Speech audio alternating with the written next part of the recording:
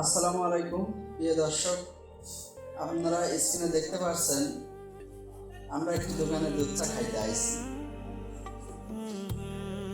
পান্টি college গেটের সামনে নতুন একটি দোকান হয়েছে আমানুল্লাহ ভাইয়ের চায়ের দোকান।